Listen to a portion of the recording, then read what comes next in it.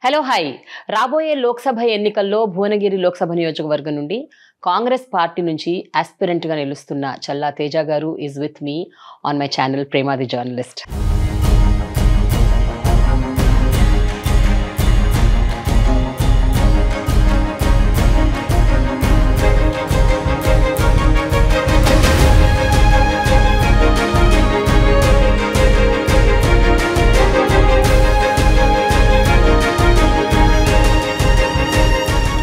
Hello అండి, hi, how are you?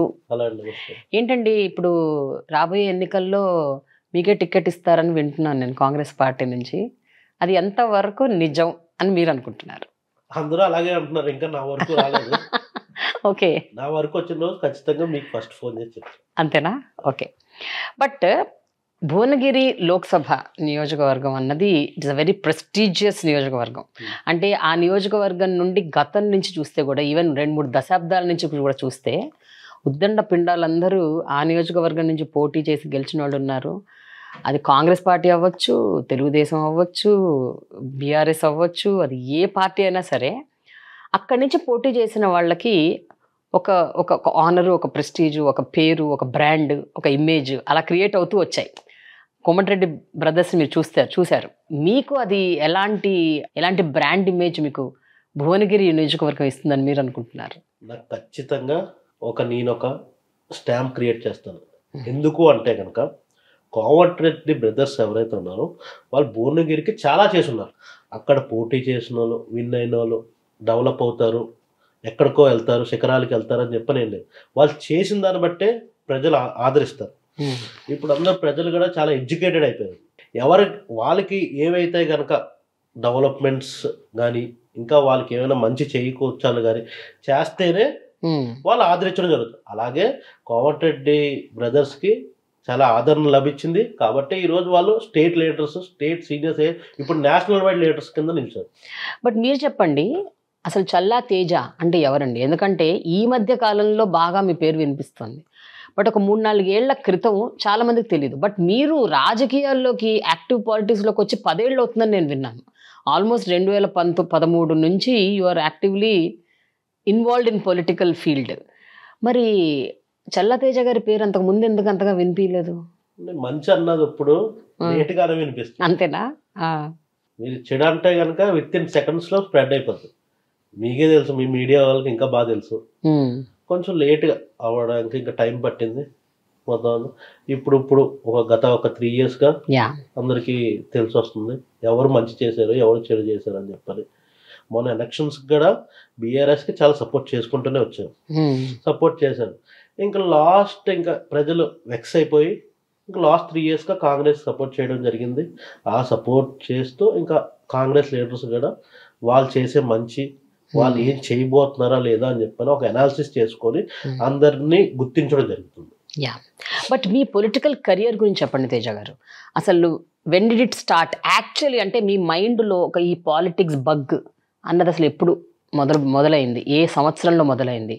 ఎప్పుడు అనిపించింది మీకు నేను పాలిటిక్స్లోకి వెళ్ళాలి అంటే I should do something for people అని? తెలంగాణ గురించి కొట్లాడేటప్పుడు సీనియర్ నాయకులందరూ ఎంతో పోరాడి, కాంగ్రెస్ నాయకులు పోరాడి తెలంగాణ తేవడం జరిగింది. ఆ రోజు నుంచి సీనియర్ నాయకుల్ని నేను ఇన్స్పిరేషన్గా తీసుకున్నాను. ఓకే. ఆ రోజు చూడడం వరకే అయింది, కింద ఉండే కార్యకర్తలాగా పోరాడమే జరిగింది. ఇది 2013-14 టైంలో అంటారు. అప్పుడు అంటే తెలంగాణ ఆవిర్భవించక ముందు, రాష్ట్రం ఏర్పడక ముందు యూత్ లీడర్గా పోరాడడం జరిగింది. పోరాటం చేసాము. వాళ్ళు ఏవైతే కనుక పోరాటాలు చేసి దాని నుంచి ఇన్స్పిరేషన్గా తీసుకుంటూ ప్రతి ఒక్క అడుగు ఇన్స్పిరేషన్తో స్టార్ట్ అయింది. మీకు అసలు ఏ పొలిటికల్ బ్యాక్గ్రౌండ్ లేదు? ఎవరు లేరు. బిజినెస్ ఫ్యామిలీ మాది, బిజినెస్ చేసుకుంటూనే ఉన్నాం. అయితే నేను ఇప్పటి నుంచి ఏజ్ నుంచి పొలిటికల్గా కెరియర్ అనుకొని ముందుకు వెళ్తే కనుక ఇంకా ప్రజలకు ఎక్కువ మంచి చేయొచ్చు అని చెప్పారు. ఎప్పుడు సంపాదించిన తర్వాత వెళ్ళేది వేరే అజెండాస్ ఉంటాయి. Okay okay. నేను ఇప్పటి నుంచి కూడా ఉంటే కనుక నా మైండ్ కూడా అలాగే ప్రిపేర్ అవుతుందని చెప్పని, ప్రజలతోనే ఉండడానికి ప్రిపేర్ అవుతుందని చెప్పని నేను కూడా ఎప్పుడో డిసైడ్ చేసుకోవడం జరిగింది. అలాగే నేను స్టెప్స్ చేసుకుంటూ కూడా ముందుకు వెళ్తున్నాను. అయితే 10-11 ఏళ్ల క్రితం మీరు ఎప్పుడైతే పాలిటిక్స్‌లోకి రావాలి, అంటే ఇది నా కెరియర్‌గా చేసుకోవాలి, లేకపోతే ఇందులోనే నేను ఉండాలి అని మీరు అనుకున్నప్పుడు, మిమ్మల్ని ఇన్‌స్పైర్ చేసిన పొలిటికల్ పార్టీ ఏంటి? పొలిటికల్ లీడర్స్ ఎవరు? అసలు which party first you thought? The very first point I entertain Congress. Congress party ఎప్పుడు కూడా మంచి చేస్తూనే ఉంటుంది. దాన్ని నమ్మాను. ఆ నమ్మకాన్ని ఎప్పుడు కూడా కాంగ్రెస్ పార్టీ ప్రజలకి ఇస్తుంది, లీడర్స్కి ఇస్తుంది, కార్యకర్తలకి ఇస్తుంది, అందరికి ఇచ్చుకుంటూ పోతుంది.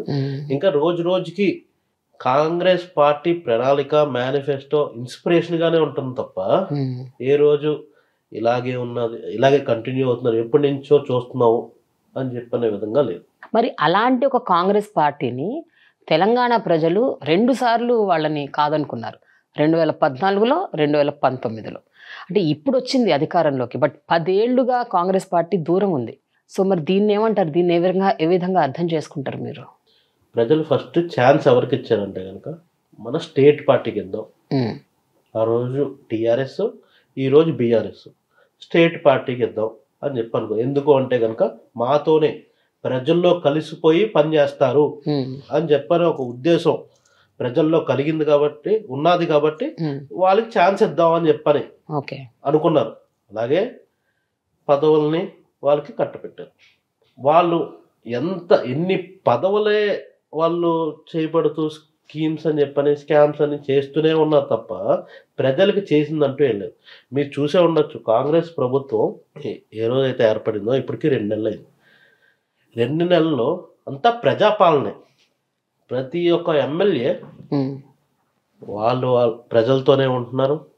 ఏమి హైదరాబాద్లో ఉండట్లేదే, వాళ్ళు కాన్స్టిట్యున్సీలో ఉండి పని చేసుకుంటున్నారు, ప్రజలతోనే ఉండి వాళ్ళ సమస్యలు తెలుసుకుంటున్నారు. వాళ్ళకి ఇంకా మీ మేనిఫెస్టోలో పెట్టే స్కీమ్స్ మీరు ఇలా చేస్తే ఇలా ఇంప్లిమెంట్ ఇలా మీకు వస్తాయి, వర్తిస్తాయి అని చెప్పని వాళ్ళకి రెస్పాన్సిబుల్ సిటిజన్ కింద ప్రతి ఒక్క ఎమ్మెల్యే రెస్పాన్సిబుల్ సిటిజన్ కింద ప్రజల్లోనే కలిసిపోయి పనిచేస్తున్నారు. తెలంగాణ ప్రత్యేక రాష్ట్రంగా ఏర్పడిన తర్వాత ఈ 9.5 ఏళ్లలో మళ్ళీ కాంగ్రెస్ ప్రభుత్వం వచ్చేంత వరకు అసలు ఎలాంటి అభివృద్ధి జరగలేదని మీరు ఎట్లా అంటారు? ఎందుకంటే టీఆర్ఎస్, ఇప్పుడు బీఆర్ఎస్ ఏదైతే స్కీమ్స్, లేకపోతే వెల్ఫేర్ స్కీమ్స్ అవ్వచ్చు, డెవలప్మెంట్ స్కీమ్స్ అవ్వచ్చు తీసుకొచ్చిందో వాటన్నిటి గురించి ఈవెన్ దేశంలోని చాలామంది మాట్లాడుకుంటున్నారు. తెలంగాణ అన్ని రంగాలలో ముందుకు దూసుకెళ్తుందని అన్నారు. తెలంగాణ విషయంలో అది కరెంట్ అవ్వచ్చు, వ్యవసాయం అవ్వచ్చు, ఎకనామికల్లీ అవ్వచ్చు, రకరకాల అంశాల్లో కూడా తెలంగాణ చాలా ముందుకు దూసుకెళ్ళిపోయింది అని అన్నారు. వీటన్నిటిని మీరు కొట్టిపడేయలేరు కదా. కాంగ్రెస్ ప్రభుత్వం ఏదైతే ఇంప్లిమెంట్ చేసిందో, ఏదైతే ఐటీ రంగం కావచ్చు, విద్యారంగం కావచ్చు, వైద్య రంగం కావచ్చు, ఏదైతే ఇంప్లిమెంట్ చేసిందో బీఆర్ఎస్ ప్రభుత్వం అవి డెవలప్ చేసింది, బాగానే ఉంది. డెవలప్ 100 రూపాయలు చేసే దగ్గర, 100 రూపాయలు ఖర్చు అయ్యే దగ్గర 200 రూపాయలు చేసింది. ఎందుకు 200 రూపాయలు ఖర్చు అవ్వాలి? 100 రూపాయలేమో వాళ్ళ జోబులోకి వెళ్ళాలి, 100 రూపాయలేమో ఖర్చు అవుతుంది. దాన్ని అభివృద్ధి ఎక్కడ అంటారు? ఇంకొక 100 రూపాయలు ప్రజలకే పెట్టండి, ప్రజల సంక్షేమానికి పెట్టండి. ఇక్కడ అభివృద్ధి ప్రజలకి ఏం కావాలో వాళ్ళకి నీడ్స్ అన్నీ క్లియర్ చేసుకుంటూ వెళ్ళాలి తప్ప ప్రభుత్వం అన్నది డెవలప్మెంట్తో పాటు ప్రజలకి ఏం కావాలో అవన్నీ చూసుకుంటూ ఉండాలి. వీళ్ళు అభివృద్ధి చూస్తున్నారు, డెవలప్మెంట్ చూస్తున్నారు, ఎక్స్ట్రా స్కీమ్స్ పెట్టి పర్సంటేజ్ల కింద ఆ స్కీమ్స్ నుంచి వీళ్ళు తీసుకుంటున్నారు. వీళ్ళు ఎదిగారు, వీళ్ళు ఫామ్ హౌస్లు కట్టుకుంటున్నారు. ప్రజలు ఫామ్ హౌస్లు కట్టుకుంటే సొంత ఇల్లు లేదు ఈరోజు కొంతమంది. తేజ గారు, రాజకీయం అంటేనే కరప్షన్ అని జనాల్లో ఒక స్ట్రాంగ్ ఒపీనియన్ ఉంది. రాజకీయాల్లోకి ఎందుకు వస్తారు ఎవరైనా అంటే just to become bigger corrupt people అని ఒక ఒపీనియన్ జనరేట్ అయింది. అది ఏ పార్టీ అయినా సరే, అది కాంగ్రెస్ అవ్వచ్చు, టీడీపీ అవ్వచ్చు, టీఆర్ఎస్ అవ్వచ్చు, బీజేపీ అవ్వచ్చు, ఏ పొలిటికల్ పార్టీ అయినా. How can you say that Congress party is a very clean party, very neat party, అసలు ఇందులో అసలు కరప్ట్ పొలిటీషియన్సే లేరు అని మీరు ఎట్లా చెప్పగలుగుతారు? కాంగ్రెస్ లీడర్స్ కరప్ట్ కాదని చెప్పని నేను ఖచ్చితంగా చెప్పగలను. ఎందుకు అంటే కనుక మేము పూలమ్మి పాలమ్మి వెనకేసుకొని కాలేజీలు అని చెప్పని, లేదంటే ఇండస్ట్రీస్ అని చెప్పని, ఏవైతే కబ్జాలు ప్రతి ఒక్క మినిస్టర్ కబ్జాలు చేశారని చెప్పని ఇప్పుడు ఆరోపణలు వస్తున్నాయి. ఆరోపణలు నిజం అవ్వచ్చు, అబద్ధం అవ్వచ్చు, ఏమో నిజం అవ్వడానికి ఛాన్సెస్ ఎక్కువ ఉన్నాయి అంటున్నారు. అవన్నీ చేసుకుంటూ వచ్చారు. మేము పూలు అమ్మే వాళ్ళకి, పాలు అమ్మే వాళ్ళకి ఎప్పుడు ఏం మంచి చేయాలని చెప్పని ఉంటాం. మేము వెనక వేసుకోవాలని చెప్పి చూడం. అంటే కానీ మీరు కూడా మీ పార్టీలో కూడా చాలా మంది ఇలాగే ఇండస్ట్రియలిస్టులు అని అంతెందుకు మీరే ఉన్నారు కదా, పరిశ్రమలు పెట్టిన వాళ్ళు ఉన్నారు, బిజినెస్ చేసిన వాళ్ళు ఉన్నారు, రకరకాల పెద్ద పెద్ద పరిశ్రమలకి అధినేతలు ఉన్నారు, వాళ్ళందరూ కూడా రాజకీయ రంగంలోకి వచ్చారు. అది ఇర్రెస్పెక్టివ్ ఆఫ్ ఎనీ పార్టీ, కాంగ్రెసే కాదు ఏ పార్టీలో ఉన్నా అలాంటి పెద్ద పెద్ద వాళ్ళు చాలా మంది ఉన్నారు, భారీ పారిశ్రామికవేత్తలు ఉన్నారు, పెద్ద పెద్ద బిజినెస్ మెన్లు ఉన్నారు. అందరూ రాజకీయాలని మీరు 30 ఏళ్ళకి వచ్చారు, చాలా మంది 50-60 ఏళ్ళకి వచ్చారు, whatever it is, but people from different backgrounds are in politics. ఈ రోజు కాంగ్రెస్ లీడర్స్ అందరూ ఏ టైం నుంచి ఏ టైం వరకు వర్క్ చేస్తున్నారో మీకు ఏమైనా ఐడియా ఉందా మేడం? మార్నింగే 8 o'clock నుంచి, మార్నింగ్ 8 o'clock నుంచి నైట్ 12 midnight 1 కూడా అవుతుంది వర్క్ చేస్తున్నారు. ఆఫీస్లో వర్క్ చేస్తున్నారు, మళ్ళీ కింద ఇంటికి వెళ్ళి రెసిడెన్స్ ఆఫీస్లో వర్క్ చేస్తున్నారు. ప్రతి ఒక్కరు దీంట్లో సరిపోతుంది. ఇంకా వాళ్ళ ఓన్ బిజినెస్ ఎక్కడ చూసుకుంటున్నారు? అవి లాసుల్లోకి వెళ్తున్నాయి. వాళ్ళ ఓన్ బిజినెస్ చూసుకునే టైం లేదు. సో మొత్తం అందరు ప్రజాసేవలోనే ఉన్నారంటారు మీరు, కాంగ్రెస్ నాయకులందరూ. కాంగ్రెస్ అంటే ప్రజాపాలన. మీ సంగతి చెప్పండి, మీరు అసలు మీ బ్యాక్గ్రౌండ్ ఏంటి, మీ అకాడమిక్ బ్యాక్గ్రౌండ్, లేకపోతే మీరు ఏం చేసేవారు ఇంతకు ముందు, అంటే స్ట్రైట్ పాలిటిక్స్లోకి రాకముందు? వాట్ ఈస్ ఇట్ దట్ పాలిటిక్స్లోకి రాకముందు నా ఎడ్యుకేషన్ వచ్చేసరికి బీబీఏ చేశాను మేడం. ఓకే, బీబీఏ చేశాను. బిజినెస్, కన్స్ట్రక్షన్ బిజినెస్ ఉన్నది. తెలంగాణే కాదు వేరే స్టేట్స్లో కూడా చేయడం జరిగింది, ఇక్కడ మేజర్గా చేయడం జరిగింది. ఓకే, చేసుకుంటూ ఉన్నాను. నేను చేసిన దాంట్లో, నాకు వచ్చిన దాంట్లో నేను ఎప్పటికప్పుడు నా దగ్గర ఉన్న వాళ్ళతో పాటు నా తలుపు కొట్టిన వాళ్ళు ఎవరికైనా కానీ సహాయం చేస్తూనే ఉన్నా. అంటే ఈవెన్ స్కూల్ కాలేజ్ టైముల నుంచి కూడా మీరు మీ తోటి విద్యార్థులకి, మీ పక్కింటి వాళ్ళకి, ఎదురింటి వాళ్ళకి, ఎవరికైనా ఏమైనా అవసరం ఉంటే అంటే చాలా నీడ్ ఉన్న వాళ్ళకి ఏదో ఒక సాయం చేస్తూ వచ్చారంట. అంటే అది ఈ ఆలోచన ఎప్పటి నుంచి ఉంది అసలు మీకు? అది బై నేచర్ ఉందా మీకు? అది ఖచ్చితంగా నాకు చాలా ఇష్టం అలాగా చేయడం. అంటే ఏదైనా ఏ కార్యక్రమం చేయాలన్నా కానీ, ఏ పని చేయాలన్నా ఇష్టం ఉంటేనే చేయగలం, లేదంటే కష్టపడేవి ఎవరు కొంతకాలం చేయగలరు కానీ కంటిన్యూ చేయలేరు. నేను ఎప్పటికప్పుడు సేవ చేస్తూనే ఉన్నాను, ఇంకా చేయాలని చెప్పి అనుకుంటున్నాను. నాకు ఎడ్యుకేషన్ ఎందుకు బాగా ఇంట్రెస్ట్ అని చెప్పంటే, ఈరోజు మంచిగా చదువుకుంటే, చిన్నపిల్లల దగ్గర నుంచి ఈరోజు మంచిగా చదువుకుంటే రేపు పొద్దున్న వాళ్ళే ఈ ప్రపంచానికి మంచి పేరు తెస్తారు, మనకి మంచి పేరు తెస్తారని చెప్పని ఒక ఉద్దేశంతో నాకు కూడా ఒక ఐడియా ఉంది మేడం. ఏంటంటే మా పార్లమెంట్లో ప్రతి ఒక్క మండలంలో ఒక స్టడీ సెంటర్ పెట్టాలని, ఐఏఎస్ ప్రిపరేషన్కి, IPS preparation, civils preparation, groups ప్రిపరేషన్కి స్టడీ సెంటర్ పెట్టి వాళ్ళు ఇంకా బాగా, అంటే రూరల్ ఏరియాస్లో కొంచెం ఎడ్యుకేషన్ అన్నది వాళ్ళకి ఫెసిలిటీ తక్కువ ఉంటుంది, ప్రతి ఒక్క మండలంలో పెడితే కనుక బాగుంటుందని చెప్పని నేను అది తీసుకెళ్తాను, దాని ముందుకు తీసుకెళ్తాను. ఒకవేళ ప్రభుత్వం పెడితే కనుక మంచిదే, నేను ప్రభుత్వానికి చెప్తాను, లేదంటే కనుక నా సొంత డబ్బులతో పెడతాను. మీకు ఏమన్నా ఒక ఎన్జిఓ లాంటిది ఏమన్నా ఉందా, ఒక ఆర్గనైజేషన్? ఎన్జిఓ లాంటిది ఏం లేదు, నేను సంపాదించిన డబ్బుల్లో నుంచే మీరు తీసి పెడుతుంటారు. మీరు అంటే ఎలాంటి సేవా కార్యక్రమాలు చేస్తుంటారు? అంటే is it only restricted to education or అన్ని రంగాలకు చేస్తుంటారా? క్రీడా రంగంలో కూడా నేను మన క్రికెట్, వాలీబాల్, ఫుట్బాల్ వాళ్ళకి ఏంటంటే కిట్స్ పంచడంతో పాటు, వాళ్ళకి ఏమైనా గ్రౌండ్ బాగోకపోతే గ్రౌండ్ చేయించడంతో పాటు, వాళ్ళకి ఏమైనా కానీ ఇంకా ఎక్స్పెన్సెస్ ఉంటాయి కనుక ఎక్స్పెన్సెస్ ఇచ్చుకుంటూ, అదే కాకుండా ఇంకా చాలా మంది నా దగ్గరికి వస్తారు, ఏంటి వైద్యం నాకు ఈ ప్రాబ్లం ఉంది సార్, ఇలాగ చేపట్టాలి, ఇలా ఆపరేషన్కి ఎంత అంటున్నారు అని చెప్పాను. కుదిరితే నేను హాస్పిటల్ నాకు తెలిసిన వాళ్ళు అయితే కనుక నేను మాట్లాడి కన్స్ట్రక్షన్ ఇప్పించి ఆ కన్స్ట్రక్షన్ అమౌంట్ నేను కడతా, లేదంటే కనుక మొత్తం అమౌంట్ కట్టి ఆపరేషన్ చేపిస్తా. హెల్త్ క్యాంప్స్ కూడా పెడతాం మేము, హెల్త్ క్యాంప్స్ ప్రతి ఒక్క కాన్స్టిట్యూన్సీలో హెల్త్ క్యాంప్స్ అన్నది పెడతా ఉంటాయి ఇప్పటికప్పుడు. మీ నియోజకవర్గంలో ప్రజలకు మీరు బాగా ఇంకా చాలా క్లోజ్ అయి ఉంటారు అయితే, చాలా మిమ్మల్ని ఒక ఆరాధ్య దేవునిలాగా చూస్తున్నారేమో. నన్ను దేవుళ్ళలాగా ఎత్తట్లే, ఒక తోటి స్నేహితుల్లా చూస్తున్నారు, తోటి అన్నలా చూస్తున్నారు. ఓకే, నేను వాళ్ళకి అలా దగ్గర అయ్యా. భువనగిరి లోక్సభ నియోజకవర్గంలో పరిధిలో ఉన్న 7 అసెంబ్లీ నియోజకవర్గాల్లో మొన్న జరిగిన ఎన్నికల్లో 6 నియోజకవర్గాల నుండి కాంగ్రెస్ గెలిస్తే 1 నియోజకవర్గం నుండి బీఆర్ఎస్ గెలిచింది. సో ఇప్పుడు రాబోయే లోక్సభ ఎన్నికల్లో ఇప్పుడు ఈ 6 కాంగ్రెస్ లీడర్లు కూడా మీకు సపోర్టివ్ ఉంటారా, మీకు అండదండగా ఉంటారా, మీతో పాటు నిలుస్తారా, మీకు టికెట్ రావటంలో తోడ్పడతారా, మీకేమనిపిస్తుంది? ఖచ్చితంగా ప్రతి ఒక్కరు ఎవ్రీడే నాకు ఫోన్ చేసి ఆ కార్యక్రమం మంచిగా చేసాం, ఈ కార్యక్రమం మంచిగా చేసాం అని చెప్పి మెచ్చుకుంటున్నారు. నేను అలా వాళ్ళ ఆధ్వర్యంలోనే కార్యక్రమాలు చేపడుతున్నాను. ప్రతి ఒక్కరు సూచనలు ఇస్తున్నారు, ఇలా ముందుకు అడిగేస్తే కనుక ఇలా మంచిగా ఉంటుంది, ప్రజలకు మంచి అవుతుంది అని చెప్పాను. వాళ్ళు మెయిన్గా వాళ్ళు కూడా ఆలోచించింది ఏంటంటే ప్రజలకు మంచి అవడమే. At the end of the point ప్రజలకు మంచి అవుతుంది కదా అని ఆలోచించుకుంటున్నారు. అలా నాకు సపోర్ట్ చేసుకుంటూనే వస్తున్నారు, ఇంకా సపోర్ట్ కూడా చేస్తూ ఉంటారు. ఎందుకంటేనండి జనరల్గా లోక్సభ ఎన్నికలు అంటే చాలా ఒక ప్రతిష్టాత్మకమైనది. ఈ ఎన్నికల్లో కేవలం స్థానికంగా ఉన్న కేడర్ మాత్రమే కాదు, పార్టీ కేడర్తో పాటు అక్కడి ప్రజలు, అక్కడ స్థానికంగా ఉన్న నాయకులు, పెద్ద నాయకులు, సీనియర్ నాయకులు, కోమటిరెడ్డి బ్రదర్స్ లాంటి ఎంతో బ్రాండ్ ఇమేజ్ ఉన్నవాళ్ళు, ఇలాంటి అందరి సపోర్ట్ మీకు అవసరం. అన్నిటికన్నా ముఖ్యం ముఖ్యమంత్రి రేవంత్ రెడ్డి గారి సపోర్ట్. సో మీకు వీళ్ళందరి సపోర్ట్ ఎంతవరకు ఉంది? వాళ్ళు కూడా నా వయసులో ఇలాంటి స్టెప్స్ వేసుకొని ముందుకెళ్ళారు. ఖచ్చితంగా అది గుర్తిస్తారు.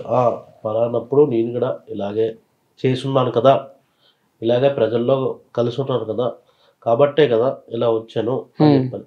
సీఎం గారు రేవంత్ రెడ్డి గారు ఎంతో కష్టపడి ఉన్నారు. బీఆర్ఎస్ ప్రభుత్వం అయి ఉండొచ్చు, బీజేపీ ప్రభుత్వం అయినా ఉండొచ్చు, ఆయన్ని చాలా ఇబ్బంది పెట్టింది.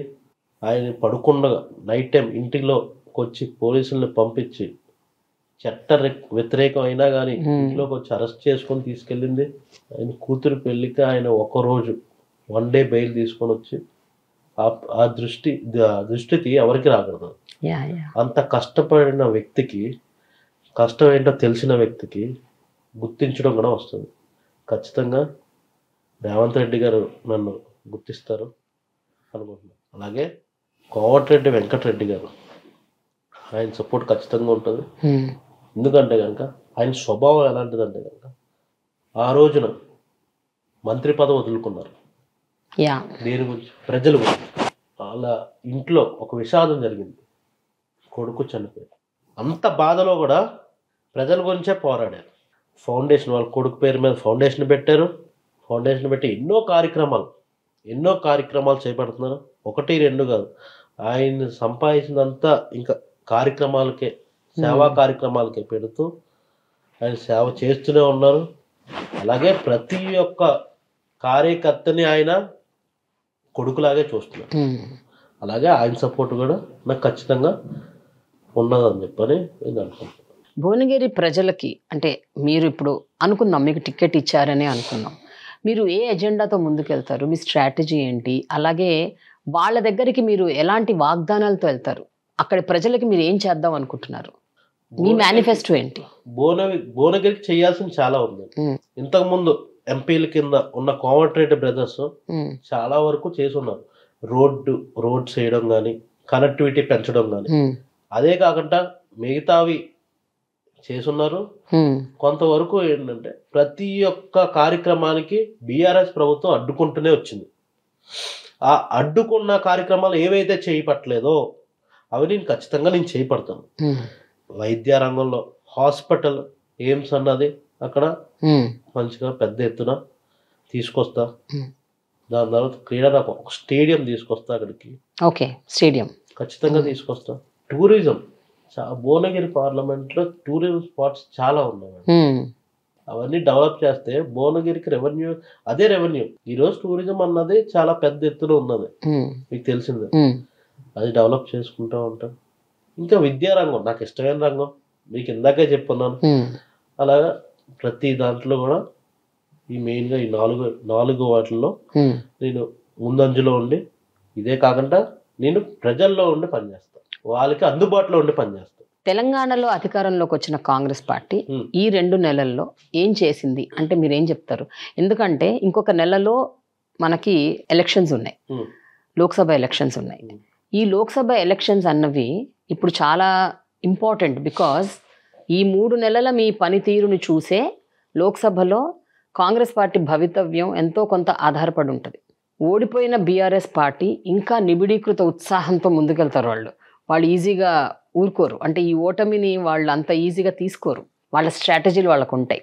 ఇవన్నిటిని మీరు ఎట్లా అడ్డుకుంటారు? ఫస్ట్ థింగ్, మీరు ముందు కాంగ్రెస్ గవర్నమెంట్ ఏం చేసింది చెప్పండి. అంటే ఈ 2 నెలల కాలంలో వాట్ ఈస్ ద ప్రోగ్రెస్, ఎక్కడ దాకా వచ్చిందని మీరు అనుకుంటున్నారు? ఈ 2 నెలల కాలంలో మేము స్కీమ్స్ని ఇంప్లిమెంట్ చేసుకుంటూ దాన్ని రివ్యూ చేసుకుంటూ దాంట్లో మార్పులు చేర్పులు ఏమైనా తీసుకురావాలా, ప్రజలు ఇబ్బంది పడుతున్నారా, ఇంకా ఏమి సరిపోవట్లేదా, సరిపోతే కనుక దాన్ని పెంచడం, ఇంకా దాని రివ్యూ మీటింగ్స్ ప్రతి 15 డేస్కి ఒకసారి రివ్యూ మీటింగ్, ప్రతి ఒక్క మినిస్టర్ కూర్చొని రివ్యూ మీటింగ్ పెట్టుకొని మార్పులు చేసుకొని స్కీములు ఇంప్లిమెంట్ చేసుకున్నాం. మన దావోస్ వెళ్ళినప్పుడు 40,000 కోట్ల వరకు ఇన్వెస్ట్మెంట్ తెచ్చారు. ఇప్పుడు వరకు ఈ 10 ఏళ్ళలో చేయలేనటువంటి అంత పెద్ద ఎత్తులో 40,000 కోట్లు అన్నది చిన్న అమౌంట్ కాదు, అంత పెద్ద అమౌంట్ని తెచ్చి చూపించారు సీఎం గారు. అలాగే ఇంకా చాలా చేయబోతున్నాం అని చెప్పని నేను చెప్తున్నా. అయితే విషయం ఏంటంటే ఈరోజు వాళ్ళ మీడియా ఎవరైతే మీరు పేరు చెప్పారో వాళ్ళ మీడియా ఏదైతే ఉందో ప్రజల దగ్గరికి వెళ్ళి మీకేం చేసింది కాంగ్రెస్ ప్రభుత్వం ప్రశ్నలు అడుగుతున్నారు. ఇప్పుడే కదా వచ్చింది ప్రభుత్వం, మాకు వస్తున్నాయి, మా స్కీమ్స్ మాకు వస్తున్నాయి, ఇంకా దాన్ని సరి చేసుకునే టైం ఇవ్వాలి కదా అని చెప్పి అంటున్నారు. మీకు ఖచ్చితంగా 100 రోజుల్లో మాకు ఒక అంచనా వస్తుంది, వాళ్ళకి ప్రతి ఒక్క స్కీమ్ ఇంప్లిమెంట్ అవుతుంది. ఈ 6 గ్యారెంటీల స్టేటస్ ఏంటండి? అంటే ఏవి ఇనిషియేషన్లో ఉన్నాయి, ఏవి కొంచెం ముందుకెళ్ళాయి, ఏవి అసలు స్టార్టే అవ్వలేదు? Because I want to get a clarity on those. Current 200 యూనిట్ల వరకు మేము ఫ్రీగా ఇవ్వడం జరుగుతుంది, అది ఇప్పుడు వచ్చే నెలలో స్టార్ట్ అవుతుంది. గ్యాస్ ఇవన్నీ కూడా జరుగుతున్నాయి. ఇవన్నీ రివ్యూ మీటింగ్ నిన్న మొన్న జరిగింది. రేపు ఒక స్టేట్మెంట్ ప్రెస్ మీట్ ఉంటుంది, కానీ ప్రెస్ మీట్ లో మొత్తం అంతా మా సీనియర్స్ అందరూ కదా కూర్చొని స్టేటస్ చెప్తారు. బట్ కరెంట్ విషయంలో కొంచెం ఏదో ఒక ఇది ఉంది, ఒక డిస్సాటిస్ఫాక్షన్ ఉంది. అంటే పవర్ కట్స్ బాగా ఎక్కువైనాయి, ఇప్పుడు సమ్మర్ వస్తుంది, ఈ సమ్మర్ టైంలో పవర్ కట్స్ చేస్తే ఎట్లా? గత ప్రభుత్వం 10 ఏళ్లుగా నిరాటంకంగా పవర్ ఇచ్చింది, 24 hours పవర్ సప్లై ఉంది. ఇప్పుడు పవర్ కట్స్ బాగా ఎక్కువైతున్నాయి. సో దీన్ని ఇది పెద్ద ఇష్యూ అవుతుంది ఎలక్షన్స్కి. ఇది కామన్ మ్యాన్ నుంచి మీకు వచ్చే ఒక పెద్ద సవాల్. మీరు ఏమంటారు దాని గురించి? కొంతమందికి తెలుసు, కొంతమందికి తెలియదు. పవర్ కట్స్ ఏదైతే రీజియన్ లో అవుతుందో దాంట్లో ముందుగానే పేపర్ స్టేట్మెంట్ ఇస్తాం, ఈ రోజు ఈ టైం నుంచి ఈ టైం వరకు పవర్ కట్ అవుతుంది. ఎందు మూలన అని చెప్పంటే ఆపరేషనల్ మేనేజ్మెంట్ మొత్తం ఆపరేషనల్ మేనేజ్మెంట్ అంతా సరి చేస్తున్నారు. మొత్తం అంతా లైన్స్ మొత్తం అనేది సరి చేస్తున్నారు. ఆ సరి చేసే కార్యక్రమంలో పవర్ కట్స్ అవుతున్నాయి, కానీ ఫర్దర్ గా అసలు ఏ పవర్ కట్ ఉండదు. ఫస్ట్ మొత్తం అంతా సరి చేయాలి కదా, మొత్తం అంతా స్ట్రీమ్ లైన్ చేసి మొత్తం అంతా పెట్టాలి. దానికి ముందు మేము ఇంటిమేషన్ ఇస్తున్నాం, ప్రతి ఒక్క పేపర్లో నోటిఫికేషన్ గవర్నమెంట్ తరపు నుంచి నోటీస్ ఇస్తున్నారు, ఇగో ఈ టైం నుంచి ఈ టైం వరకు మీకు పవర్ కట్ ఉంటుంది. ఓకే, కానీ సాధారణ ప్రజలకు ఇవన్నీ ఎట్లా అర్థమవుతాయి తేజ గారు? బికాజ్ ఇన్ని ఏళ్లుగా వాళ్ళు అసలు పవర్ కట్ లేని ఒక రోజు చూసారు. అంటే every day they was power cut. అలాంటి ఒక స్థితి నుంచి మీరు సడన్ గా ఈ రీజన్స్ వల్ల పవర్ కట్, లేకపోతే స్ట్రీమ్ లైన్ చేయటం కోసం, ఆపరేషనల్ డివిజన్ కోసం అని చెప్తే ఎవరికి అర్థమవుతుంది? ఎందుకు అర్థం చేసుకుంటారు? మేము లైన్స్ ఇంతకుముందు రైతులకి 24/7 కరెంట్ ఇస్తా అని చెప్పన్నారు, ఇవ్వలేదు. మేము ఇప్పుడు ఏంటి, ప్రతి ఒక్క ఫార్మర్స్కి 24/7 ఇవ్వాలని చెప్పనే ఆ లైన్స్ అన్నది రిపేర్ చేసుకుంటూ, ఆ లైన్స్ అన్నది అంటే యూజ్ చేయకపోతే కనుక అవి అలాగే పాడవుతూ ఉంటాయి కదా, అవి రిపేర్ చేసుకుంటూ కొంచెం ఇబ్బంది ఆ ఫార్మర్స్కి మంచి జరగాలని చెప్పాలి. ఇక్కడ నోటీస్ పీరియడ్ ఇచ్చి 2 hours కట్ చేసి ఇదంతా రిపేర్ అయిపోయిన తర్వాత ప్రతి ఒక్క కాలనీలో ప్రతి ఒక్క మహా అంటే కనుక 1 week ఉంటుంది, కొన్ని కాలేజ్లో 2 days ఉంటుంది, కొన్ని 1 day ఉంటుంది. అంతమించి టైం పీరియడ్ ఎక్కువ ఏం పవర్ కట్ అవ్వదు. బట్ మీరు మాత్రం ఫ్యూచర్లో కంటిన్యూస్గా పవర్ కట్ లేకుండా ఉండేలా చూసుకుంటానని చెప్తున్నారు కాంగ్రెస్ గవర్నమెంట్. ఓకే, మీ అభ్యర్థిత్వాన్ని అసలు ఎందుకు ఆమోదించాలి అంటే ఏం చెప్తారు? అంటే ఎందుకు మీకు టికెట్ ఇవ్వాలి? అక్కడ బరిలో ఇంకో 2 ఉన్నారు మెయిన్ లీడర్స్, అంటే కాంగ్రెస్ నుంచే శ్యామల కిరణ్ కుమార్ రెడ్డి గారు, కసిరెడ్డి నరసింహారెడ్డి గారు. అంటే వాళ్ళిద్దరికి అసలు ఏమాత్రం ఛాన్స్ ఉండదా? కసిరెడ్డి గారికి ఒక పొలిటికల్ బ్యాక్గ్రౌండ్ కూడా ఉంది, శ్యామల గారికి విపరీతమైన ఎక్స్పీరియన్స్ కూడా ఉంది, అండ్ ఆయనకు అక్కడ చాలా పేరు కూడా ఉంది, అండ్ ఆయన ముఖ్యమంత్రి రేవంత్ రెడ్డి గారికి చాలా క్లోజ్ అసోసియేట్. వాళ్ళిద్దరిని మనం నెగెట్ చేయలేం కదా. వాళ్ళు కూడా రేస్లోనే ఉన్నారు, ఇది కూడా ఒక రేస్లో ఉన్నాను. ఎవరు విన్ అవుతావు అని చెప్పని హైకమాండ్ ఆదేశాల మేరకు ఇక్కడ మా సీనియర్స్ బ్లెస్సింగ్స్ ఎవరికైతే ఉంటాయో వాళ్ళు ఖచ్చితంగా వస్తాయి. అయితే ఇందులో నా పని మీద నాకు కాన్ఫిడెన్స్ ఉంది. ప్రజలు ఎవరికి ఓటేస్తారని చెప్పని నాకు కాన్ఫిడెన్స్ ఉంది. ఆ కాన్ఫిడెన్స్ లెవెల్ మీద నాకే వస్తుందని చెప్పని నేను అనుకుంటున్నాను. నాకు రాకపోయినా మా పార్టీ అక్కడ ఎవరికి వచ్చినా మీరు సపోర్ట్ చేస్తారు. పార్టీకి నేను వర్క్ చేస్తాను కదా, ఎవరికి వచ్చినా కానీ నేను పని చేస్తాను. ఒకవేళ అంటే మీకు ఎడ్జ్ ఉంది అంటే ఏ విషయంలో ఉండొచ్చు? మీ ఏజ్ని కన్సిడర్ చేసి ఎడ్జ్ ఇస్తారా, లేకపోతే మీరు ఈ పార్టీలు మారకుండా కాంగ్రెస్ని అంటుపెట్టుకుని ఉన్నారు కాబట్టి మీకు ఇస్తారనుకుంటున్నారా? అంటే మీ ఒపీనియన్ ఏంటి, మీ ఉద్దేశం ఏంటి? రాహుల్ గాంధీ గారు యంగ్ లీడర్స్ కి ఛాన్స్ ఇవ్వాలని చెప్పని ఒక ఉద్దేశంగా ముందుకు పోతున్నారు. సీనియర్స్ కూడా యంగ్ లీడర్స్ రావాలని చెప్పని వాళ్ళే ప్రొజెక్ట్ చేస్తున్నారు. యంగ్ లీడర్స్ రావాలని చెప్పి ప్రమోట్ చేస్తున్నారు. ఇక్కడ ఉన్న సీనియర్స్ ఏవైతే కోమటిరెడ్డి వెంకటరెడ్డి గారు అయి ఉండొచ్చు, ఉత్తమ్ కుమార్ రెడ్డి గారు అయి ఉండొచ్చు, రేవంత్ రెడ్డి గారు అయి ఉండొచ్చు, ఎవరైనా కానీ యంగ్ లీడర్స్ రావాలని చెప్పని చూస్తున్నారు. మా కాన్స్టిట్యున్సీకి మా పార్లమెంట్కి ఇప్పుడు యంగ్ లీడర్ కావాలని చెప్పని అనుకుంటున్నారని చెప్పని నాకు వేరే విధంగా తెలిసింది. ఓకే ఓకే, సో అట్లా మీకు ఎడ్జ్ ఉందంటారు? ఎడ్జ్ ఉన్నది. ప్లస్ మా బీసీలకి ఎక్కువ ప్రాధాన్యత ఉన్నది భువనగిరి పార్లమెంట్లో. ఎందుకంటే వేరే పార్టీస్ నుంచి కూడా బీసీలే పోటీ చేయడం జరుగుతుంది. ఓకే ఓకే ఓకే, ఒకటి చేస్తే బీసీ సామాజిక వర్గానికి నుంచి పోటీ చేయాలి, లేదంటే బాగా సీనియర్స్ డైరెక్ట్గా కోమటిరెడ్డి బ్రదర్స్ లాంటి సీనియర్స్ పోటీ చేస్తే కనుక మనం సీటుని ఈజీగా దక్కించుకోగలం. అది కాకపోయినా కాంగ్రెస్ పార్టీ ఇప్పుడు ఫ్లో ఉన్నది. కాంగ్రెస్ పార్టీ మంచి చేయబడుతుంది ప్రజలకి, ప్రజాపాలనే అందరూ గుర్తిస్తున్నారు కాబట్టి కాంగ్రెస్ పార్టీ ఖచ్చితంగా వస్తుంది. అయితే మీ ప్రత్యర్థి పార్టీ బీఆర్ఎస్ పార్టీకి చెందిన బుర్రా నర్సయ్య గారు కూడా చాలా స్ట్రాంగ్ కంటెస్టెంట్. ఆయన కూడా మనం తీసిపడేయలేం. సో మీరు ఒకవేళ మీరు కొత్తవారు, మీ ఉనికి అక్కడ ఎంతవరకు స్ట్రాంగ్ ఉందని మీరు అనుకుంటున్నారు పోలిస్తే, బీఆర్ఎస్ క్యాండిడేట్తో పోలిస్తే? ఖచ్చితంగా మేము ఆల్రెడీ చూపించున్నాం బీఆర్ఎస్ని ఓడించి. ఎందుకు ఓడించావని చెప్పని ఈ రోజు గంట ఆ రోజు ప్రజలందరూ విన్నారు, చూశారు. మళ్ళీ దాని గురించి మాట్లాడుకోవాలంటే పులి పంజాలు వేసింది ఎవరన్నది పంజాలు వేసింది ఎవరన్నది చూస్తున్నారు. పంజాలు వేసింది కాంగ్రెస్ పార్టీ అని చెప్పని చూశారు. ఈసారి ఇంకా గట్టిగా వేయడం జరుగుతుంది. ఖచ్చితంగా కాంగ్రెస్ పార్టీ రావడం జరుగుతుంది. ఏదైతే ఎలక్షన్స్కి బీఆర్ఎస్ పార్టీ యాదాద్రి స్వామిని యూజ్ చేసుకొని ఎలక్షన్ విన్ అవ్వాలని చూసింది. కానీ ప్రజలకి ఈరోజు అవగాహన ఉంది. మళ్ళీ ఈ ఎలక్షన్స్కి బీజేపీ కూడా సేమ్ అదే స్ట్రాటజీ యూజ్ చేసింది. రామ మందిరాన్ని యూజ్ చేసుకొని ఎలక్షన్ విన్ అవ్వాలని చెప్పి. ఈ రోజు వరకు ఎందుకు గుడి ప్రారంభం చేయలే?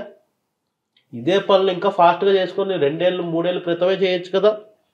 ఎలక్షన్స్ ముందుకే వీళ్ళకి స్కీమ్లు వస్తాయా? ఎలక్షన్స్ ముందుకే వీళ్ళకి ఓపెనింగ్స్ వస్తాయా?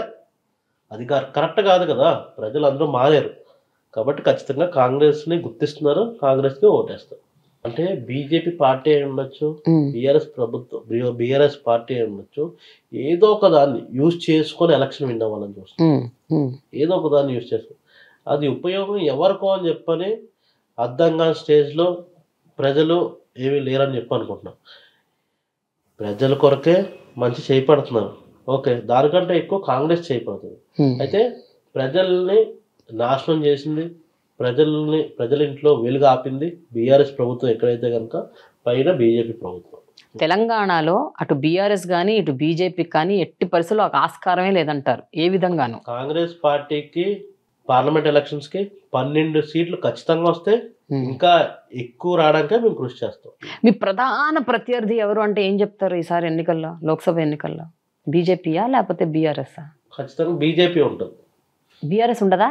బీఆర్ఎస్ అంటూ ఉండదు. అవునా? బట్ ఒక విషయం చెప్పండి తేజ గారు, మీరు విపరీతమైన కాన్ఫిడెన్స్తో ఉన్నారు, కానీ ప్రజలు అనేవాళ్ళు ఏంటంటే వాళ్ళు ఎప్పుడైనా సరే పనితీరు ఎట్లుంది, పని ఏం చేస్తున్నారు, మీరు అన్నట్టు 2 నెలలే కదా అయింది స్టార్ట్ అయ్యి, ఇంకొంచెం టైం ఇద్దామని మీరు అంటారు. బట్ ప్రజలు జనరల్గా చాలామందికి అంత పేషెన్స్ ఉంటుందో ఉండకపోవచ్చు. ఎన్నికల టైం దగ్గర పడుతున్న కొద్దీ ఇప్పుడు కాంగ్రెస్ మాకేం చేసింది అని ప్రశ్న వేస్తే మాకేమి ఇచ్చారు అని అనుకుంటే మీరు ఏం చెప్తారు వాళ్ళకి? ఈరోజు వాళ్ళు ప్రజలేం ప్రశ్న వేయట్లేదు. ప్రశ్న ఎప్పుడే వేస్తారంటే ఇంకో 5 ఏళ్ళ తర్వాత ప్రశ్న వేస్తారు. ఇప్పుడు వరకు 5 ఏళ్ళు మీకు ఇచ్చాం కదా, మీరు ఏం చేశారు మాకు అని చెప్పని ఖచ్చితంగా గట్టిగా అడుగుతారు ప్రజలు. అదే అడుగుతారు. ఇప్పుడు మీరు ప్రజల దగ్గరికి ఓటు కోసం వెళ్తారు, వాళ్ళకి మీరు ఏం చెప్తారు? కాంగ్రెస్ ఏం చేస్తుంది, ఇప్పుడు మాకు ఏం చేసింది, 3 నెలలుగా ఏం చేసింది అంటే ఏం చెప్తారు మీరు? 3 నెలల్లో ఎంతో కొంత చేయాలి కదా, ఎంతో కొంత స్టార్ట్ చేయాలి కదా. అంతెందుకు ఇప్పుడు ప్రజావాణి అన్నారు, మీరు రోజు రావచ్చు, అలా వచ్చేసి మీ అర్జీలు పెట్టుకోండి అన్నారు. వారానికి ఇన్ని రోజులు రండి, 2 రోజులు రండి, ఈ టైంకి రండి, ఈ టైంలో ఆన్లైన్లో పిటిషన్లు పెట్టుకోండి, ఇలా every day day to day changes చేస్తూ వచ్చారు. దానికి చిన్న మార్పులు. మీరు అర్జీలు పెట్టుకోమని చెప్పంటారు, ఆన్లైన్ లో అర్జీలు పెట్టుకోమని చెప్పని అంటున్నారని చెప్పని మీరే అంటున్నారు. ఇంకా ప్రజలకి ఇంకా ఈజీ పద్ధతిలో ఎగ్జాక్ట్లీ అండి. అదే ముందు అదే అంటే లైన్ లో నిలబడి క్యూలు కట్టి ఇక్కడికి రండి అనేది చెప్పడం. ఇంప్లిమెంటేషన్ చేసిన తర్వాతే కదా ఏమేమి మార్పులు చేయాలని తెలిసేది. ఓకే ఇంప్లిమెంటేషన్ చేయలేని రోజుల వరకు ఎలా తెలుస్తుంది? సో అసలు చేయని దానికంటే ఇదే బెటర్ అంటారు. ఎంతో కొంత ముందు స్టార్ట్ చేశారు. దాని ముందు సాల్వ్ అవుతుందా లేదా, at the end of the point solve అవుతుందా లేదా, ఖచ్చితంగా అవుతుందని చెప్పి మేము చెప్తున్నాం. మా ప్రభుత్వం నుంచి మీరు మీ సర్వేలు చేసుకుంటారు కదా, మీ పార్లమెంట్ ఎలక్షన్ సర్వేలు చేసుకుంటారు కదా, వాళ్ళే ప్రజలే చెప్తారు కదా, ఆహా బాబు ఇలా మీకు వచ్చిందా లేదా, మీ సాల్వ్ అయిందా లేదా అని చెప్పని మీరు అడుగుతారు కదా. మీ మీడియా వాళ్ళు ఖచ్చితంగా దాన్ని ఎత్తి చూపుతారు కదా. మీరు ప్రజలకు మొత్తం తెలియజేస్తారు కదా, మీ నుంచే ఖచ్చితంగా మంచి వెళ్తుంది కాంగ్రెస్ పార్టీ మీద, మీకే తెలుస్తుంది. ఓకే.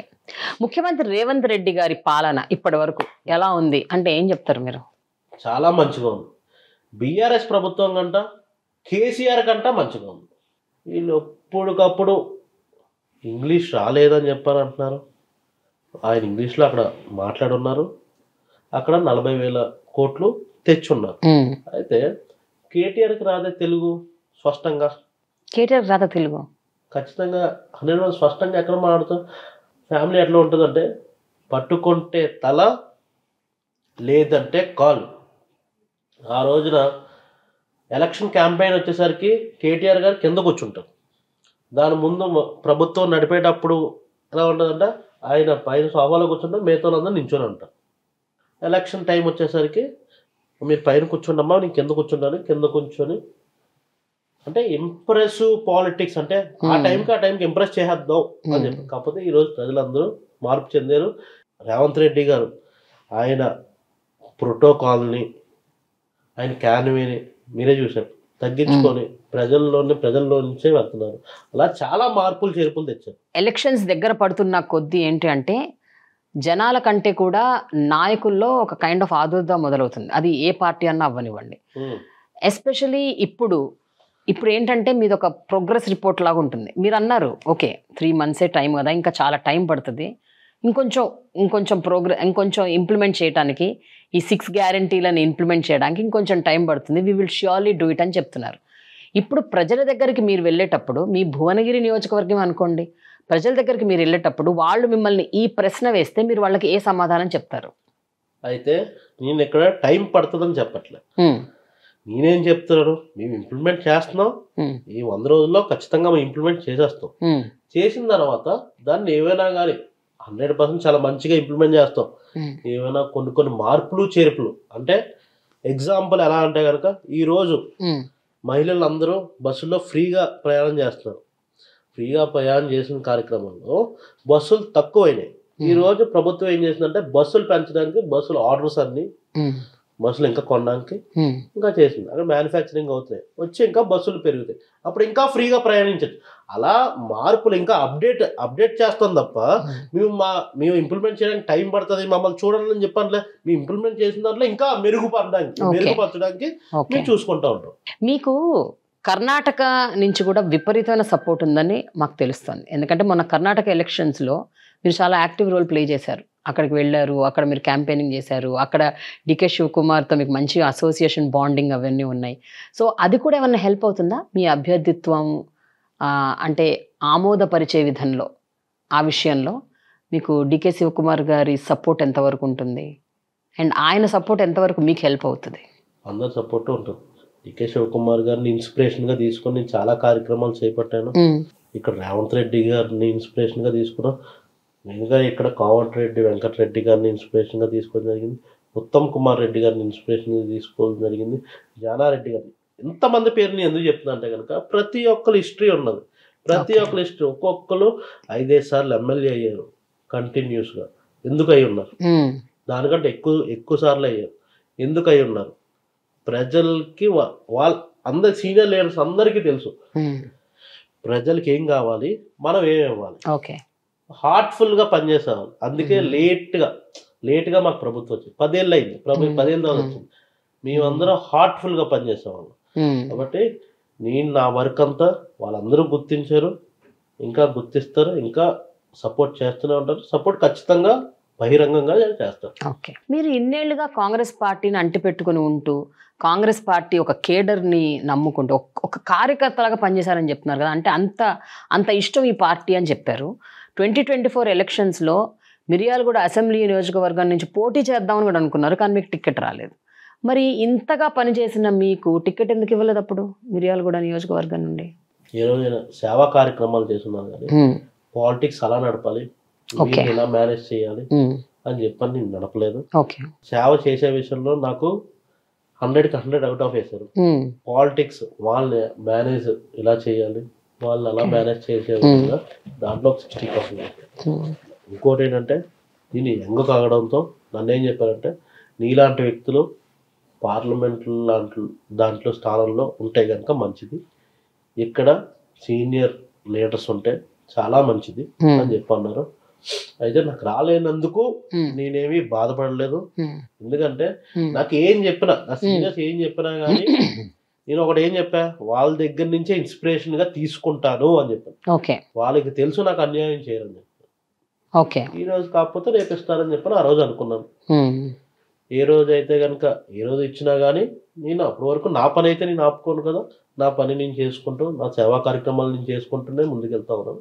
ఇంకా ముందుకు వెళ్తూనే ఉంటాను. కానీ మరి 3 నెలల్లో ఏం మారుతుంది అనుకుంటున్నారు తేజ గారు? అంటే 3 నెలల క్రితము మీ అభ్యర్థిత్వాన్ని ఆమోదించలేదు, అప్పుడు మిర్యాలగూడ టికెట్ ఇవ్వలేదు. 3 నెలల్లో ఏం మార్పు వస్తుంది? 3 నెలల్లో మీకు టికెట్ ఎందుకు ఇస్తారు లోక్సభ? ఆ రోజు ఏం చెప్తున్నారంటే young leaders should be in politics. Correct, parliament. That's why ఇస్తామని అంటారు. ఓకే, సో ఇప్పుడు రాబోయే ఎన్నికల్లో మీరు మీ ఎలక్షన్ ఎజెండా ఎలా ఉండబోతుంది? మీరు ఎప్పటి నుంచి రంగంలో దూకబోతుందా? మీరు అన్నారు irrespective of me getting ticket or not నేను వర్క్ చేస్తానని చెప్పారు. సో అక్కడ ఎవరికి టికెట్ ఇచ్చినా కూడా మీరు వర్క్ చేస్తానని చెప్తున్నారు. ఈ 1.5-2 monthsలో ఏంటి మీ ఎజెండా ఎలా ఉండబోతుంది? మీ స్టాండ్ ఎలా ఉండబోతుంది? మీరు ఏం చేయబోతున్నారు? అండ్ ఖర్చు కూడా ఉంటుందండి, మినిమం ఒక 50 కోట్లు అయితే అవుతుంది. ఖర్చు గురించి నాకైతే తెలియదు మేడం, మీకు తెలియపోవడం ఏంటండి తేజ గారు? ఆలోచించుకున్నట్టయితే కనుక ఆ రోజు కాంగ్రెస్ పార్టీకి చాలా మంది ఓటు వేయకపోదు. మీరు నిన్న మొన్న జరిగిన కార్యక్రమంలో రేవంత్ రెడ్డి గారు చెప్పారు, మన సాపేల్ గారు 50,000 లేని వ్యక్తి జోబులో 52,000 మెజారిటీతో విన్ అయ్యారని చెప్పారు బహిరంగ సభలో. అలాగా చాలా మంది ఎమ్మెల్యేస్ ఉన్నారు. ఖర్చు అన్నది అవుతుంది, ఖర్చు అన్నది పెట్టుకోవడానికి మేము రెడీగానే ఉంటాం. కాకపోతే ఈ రోజు ప్రజలందరూ కూడా అప్డేట్ అయ్యారు, ఎవరికి ఓటు వేయాలి, ఎవరు ఓటు వేయకూడదు, వీళ్ళకి ఓటు వేస్తే ఖచ్చితంగా మనకి మంచి జరుగుతుందని చెప్పని వాళ్ళు ఆలోచించుకొని ఓటు వేయడం జరుగుతుంది. అయితే నేను భువనగిరి పార్లమెంట్లో ఎంతో వర్క్ చేస్తున్నాను, ఇంకా వర్క్ చేస్తూనే ఉంటాను. మీరు అజెండా అంటున్నారు కదా, నా అజెండా కాంగ్రెస్ పార్టీ అక్కడ విన్ అవ్వడానికి నా అజెండా ఉంటుంది అంతే. ఓకే, అది తేజ గారు అవ్వచ్చు, ఇంకెవరైనా అవ్వచ్చు. ఖచ్చితంగా. బట్ మీకు ఎడ్జ్ ఉందని మీరు అంటున్నారు because of your age factor. Age and service ఇంకా ఓట్ బ్యాంక్ కొరకు ప్లస్ కొంతమంది బ్లెస్సింగ్స్ ఉన్నాయని చెప్పారు. అయితే ఈ భువనగిరి నియోజకవర్గం again it's a very tricky constituency అండి. అక్కడ ఒకసారి బీసీలు గెలుస్తారు, ఒకసారి రెడ్డిలు గెలుస్తారు. అంటే ఇట్ ఈస్ ఆల్వేస్ ఇటుగా ఉంది. కోమటిరెడ్డి బ్రదర్సే ఎన్నో దఫాలు గెలిచారు. అక్కడ అగ్రవర్గాలు ఎప్పుడు కూడా బీసీలు సపోర్ట్ చేస్తూనే ఉంటది. నేను అదే అంటున్నాను, అంటే సపోర్ట్ చేస్తుండొచ్చు. ఇప్పుడు అలా బీసీలకే వేయాలి, అగ్రవర్గాలకే వేయాలా అని చెప్పాలి అస్సలు లేదు. లీడర్ని చూస్తారు, పార్టీని చూస్తారు. లీడర్ అక్కడ స్ట్రాంగెస్ట్ లీడర్స్ ఉన్నారు. అక్కడ స్ట్రాంగెస్ట్ లీడర్స్ వెంకటరెడ్డి గారు, కోమటిరెడ్డి బ్రదర్స్, ఇంకా చాలా మంది ఉన్నారు. మా ప్రతి ఒక్క ఎమ్మెల్యే సీనియర్ లీడర్స్. అయితే రాహుల్ గాంధీ చేపట్టిన ఈ భారత్ జోడో యాత్ర అన్నది ఎంతవరకు ప్లస్ పాయింట్ అవుతుంది ఈ రాబోయే లోక్సభ ఎన్నికలకి అది ఎంతవరకు కాంగ్రెస్కి ఇంకొంచెం అంటే ఉత్సాహాన్ని ఇచ్చి ఇంకొంచెం విన్నింగ్ ఛాన్సెస్ అన్నది ఎక్కువ చేస్తుందని మీరు అనుకుంటున్నారు? రాహుల్ గాంధీ గారి యాత్ర 100% హిట్ అవుతుంది. అది హిట్ ఓన్లీ తెలంగాణ పార్లమెంట్ సీట్సే కాదు, మిగతా అన్ని స్టేట్స్ లో కూడా కాంగ్రెస్ పార్లమెంట్ సీట్స్ ఖచ్చితంగా విన్ అవ్వడం జరుగుతుంది. అది దానివల్ల చాలా మార్పు ఉంటుంది. మీరు ఆల్రెడీ ముందే చూస్తున్నారు, కర్ణాటక విన్ అయ్యాం, తెలంగాణ విన్ అయ్యాం. ఖచ్చితంగా ఆ రిజల్ట్ అయితే కనుక చాలా గట్టిగా ఉంటుంది. దేశంలో రిజల్ట్ ఎలా ఉండబోతుంది అనుకుంటున్నారు? దేశంలో ఉన్న మొత్తం పార్లమెంట్ సీట్లలో కాంగ్రెస్ హవా ఎలా ఉండబోతుంది సార్? ఖచ్చితంగా పైన కూడా కాంగ్రెస్ వస్తుంది. ఇండియా కూటమి అన్నది చాలా బలంగా ఉన్నది. ఇంకా మీటింగ్స్ జరుగుతున్నాయి, ఇంకా బలపడుతుంది. ఈ దానికి భారత్ జోడో న్యాయయాత్ర అన్నది ప్లస్ పాయింట్ అవుతుంది. ప్లస్ అయ్యి మేము పార్లమెంట్లో మేము సెంట్రల్లో కాంగ్రెస్ ప్రభుత్వమే అక్కడ కూర్చుంటాం. తేజ గారు, జనరల్గా ఒక ఒపీనియన్ ఏంటంటే రాజకీయాలు చేద్దాం అనుకున్న, రాజకీయ రంగంలోకి వద్దాం అనుకున్న వాళ్ళు కేవలం డబ్బు కోసం, అధికారం కోసం వస్తారు అని అంటుంటారు. మీరు వ్యక్తిగతంగా నేను మాత్రం సేవ చేయడానికి వస్తున్నానని చెప్తున్నారు. అది నిజంగా పాసిబుల్ కాదని చాలామంది అంటుంటారు. సో ఈ జనరల్ ఒపీనియన్ని మీరు ఏ రకంగా చూస్తారు? అయితే మీ వ్యక్తిగత ఒపీనియన్ ఏంటి ఈ విషయంలో? అయితే ఇప్పుడు వరకు సేవ చేస్తున్నా, ఇంకా చేస్తారు. నేను ఇంకా మరి ఇంకో స్టెప్ తీసుకొని రాజకీయాల్లో ఉంటే కనుక ఇంకా ఎక్కువ సేవ చేయొచ్చు అని చెప్పాను. నేను ఎంతవరకు నా పరిధి ఎంతవరకు, కొంతవరకే ఉంటుంది. మీకు తెలిసిందే, అందరూ కూడా కొంతవరకే ఉంటుంది. నేను ఇంకొక స్టెప్ ఎక్స్ట్రా తీసుకుంటే కనుక ఇంకా చాలా మందికి చేయబడచ్చు. ఇంకా చాలా మంది ఏమో నేను ఇప్పుడు చేస్తుందేమో 10% లేదంటే 5% లేదంటే 20% ఉంటుంది. అయితే నేను 100% చేయాలని చెప్పి అనుకుంటున్నాను. అందుకే ఈ రంగంలో ఉన్నాను. అయితే ఏమాత్రం పొలిటికల్ బ్యాక్గ్రౌండ్ లేకుండా, ఒక గాడ్ ఫాదర్ లేకుండా, ఒక పొలిటికల్ బ్యాకింగ్ లేకుండా మీరు రాజకీయాల్లోకి రావటము, లోక్సభ నియోజకవర్గం టికెట్ ఎక్స్పెక్ట్ చేయటం, ఒక అస్పైర్ చేయటం అన్నది అది ఎంతవరకు సాధ్యం అని మీరు అనుకుంటున్నారు? రీచ్ అవుతారు, ఇది ఛాలెంజింగే, కానీ ఖచ్చితంగా రీచ్ అవుతారు. ఎందుకు చెప్తుందంటే నాకు ప్రతిరోజు నాకు ఇబ్బంది వచ్చినప్పుడు ప్రతిరోజు, ఇప్పుడు మీరు ఎవరైతే చెప్తున్నారో సీనియర్ లీడర్స్ అని, ప్రతిరోజు ఇబ్బంది వచ్చినప్పుడు వాళ్ళు నన్ను ఆదుకోవడం జరిగింది. నా కష్టకాలంలో ఉన్నారు. వాళ్ళ బ్లెస్సింగ్స్ నాకు ఇప్పుడు ఉన్నది. నాకు మంచి అంటే నేను అందరూ సేవ చేస్తున్నా కానీ నువ్వు ఎలా చెయ్యాలి అని చెప్పని ఒక సూచనలు ఇస్తున్నారు. ఈ రోజు కాంగ్రెస్ ప్రభుత్వం వచ్చింది, అందుకని చెప్పని మేము ఇంకా లైమ్ లైట్లోకి వస్తుంది తప్ప పవర్లో లేనప్పుడు పార్టీ తెలుసు కదా, సీనియర్ నాయకులే మొత్తం అందరూ ఉంటారు లైమ్ లైట్లో, కింద కార్యకర్తలు ఇంకా కొంచెం తక్కువ ఉంటారు. రేపు పొద్దున్న ఇంకా మంచి జరుగుతుందని చెప్పి మేము కోరుకుంటున్నాం. సో ఇప్పుడు సేవా కార్యక్రమాల విషయానికి వస్తే మీరు అన్నారు రాజకీయాల్లో ఒకవేళ అధికారం అంటూ వస్తే అది ఏదన్నా అవ్వచ్చు, అది ఎమ్మెల్యే అవ్వచ్చు, ఎంపీ అవ్వచ్చు, మంత్రి అవ్వచ్చు, ఒక అధికారం వస్తే మాత్రం సేవని ఇంకొంచెం ముందుకు తీసుకెళ్ళగలుగుతామని చెప్తున్నారు. సో అనుకుందామండి, నిజంగానే మీరు ఎంపీ అయ్యారు అనుకుందాము, మీకు టికెట్ వచ్చి మీరు లోక్సభ నియోజకవర్గం నుంచి గెలిచి మీరు ఎంపీ అయ్యారే అనుకుందాం. మీరు ఏం చేస్తారండి భువనగిరి ప్రజల కోసం? మీ డ్రీమ్ ఆఫ్ భువనగిరి ఎలా ఉండబోతుంది? ప్రతి ఒక్క ఇంట్లో లిటరసీ రేట్ అన్నది చాలా పెరగాలి. ఇప్పుడు చాలా ముందంజలో ఉంది తెలంగాణ అన్నది ఎడ్యుకేషన్ లో, లిటరసీ రేట్ లో చాలా ముందంజలో ఉంది. ఇంకా ప్రతి ఒక్క ఇంటి నుంచి ఒక ప్రిపేర్ అవ్వాలి, సివిల్స్ ప్రిపేర్ అవ్వాలి, గ్రూప్స్ కు ప్రిపేర్ అవ్వాలి. మేజర్ గా నాకేంటంటే నా అజెండా ఏంటంటే ఇక్కడి నుంచే మన తెలంగాణ నుంచే ఒక టాప్ ఐపీఎస్ ఆఫీసర్స్ అందరూ ఇక్కడి నుంచి ఉండాలని చెప్పని నాకు కోరిక. ఇంకోటి ఏంటంటే క్రికెటర్స్, ఈ రోజు క్రికెట్ అన్నది మీకు తెలిసిందే ఇండియాలో రిలీజన్ ఎలాగా అన్నది. క్రికెట్ లో భువనగిరి పార్లమెంట్ లో క్రికెట్ ఆడి ఇంకా ప్లేయర్స్, ఇంకా మంచి ప్లేయర్స్, వాలీబాల్ ప్లేయర్స్, ఇంకా వచ్చి నేషనల్ వైడ్ ప్లేయర్స్ అవ్వాలని చెప్పని వాళ్ళు ఇక్కడితోనే ఉండిపోకుండా ఇంకా ఎక్కడికో వెళ్ళాలని చెప్పని నేను దాని కృషి చేస్తాను. నేను ఫ్రంట్ ఎండ్ ఉంటానో, బ్యాక్ ఎండ్ ఉంటానో, నేను వాళ్ళతో పాటు ఉంటానో, ఖచ్చితంగా వాళ్ళతోనే ఉండి నేను వాళ్ళకి ఫార్వర్డ్ చేసి ఎడ్యుకేషన్లో, ఇందులో టూరిజంలో, ఇంకా క్రీడా రంగాల్లో, ఇంకా వివిధ రంగాల్లో కూడా అలాగే హెల్త్ ప్రాబ్లమ్స్ కూడా చాలా మందికి నేను హెల్ప్ చేస్తూనే ఉన్నా.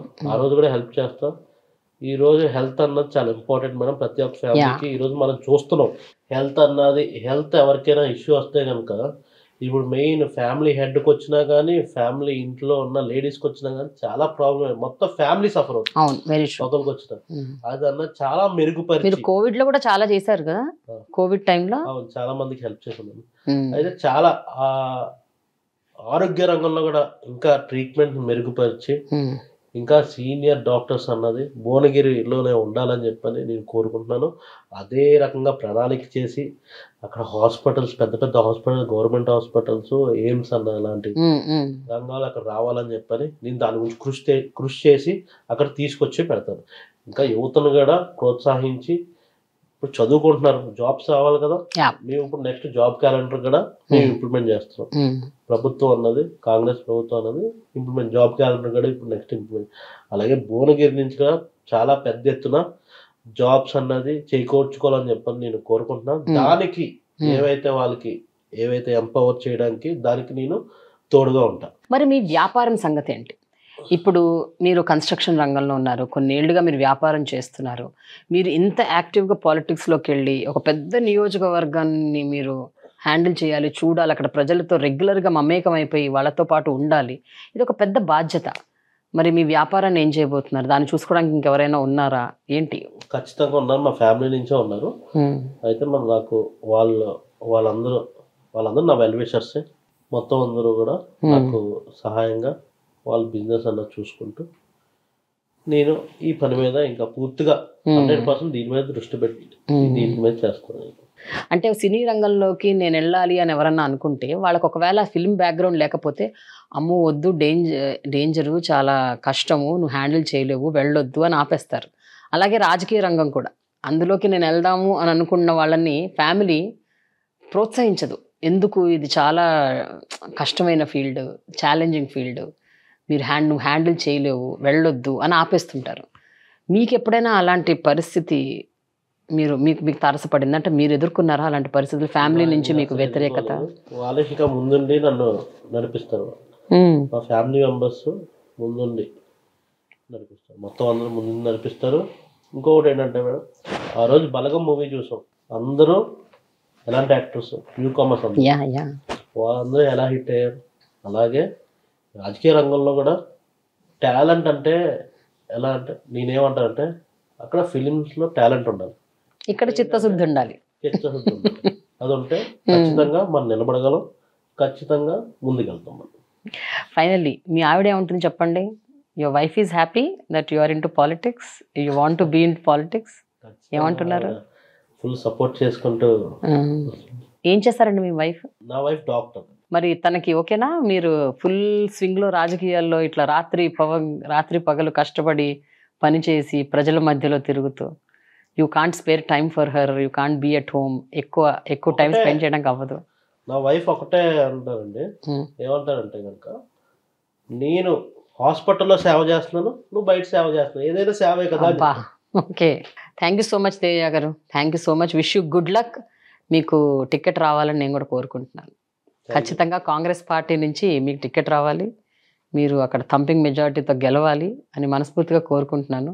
మీరు కూడా కష్టపడతారని నేను ఆశిస్తున్నాను. Thank you.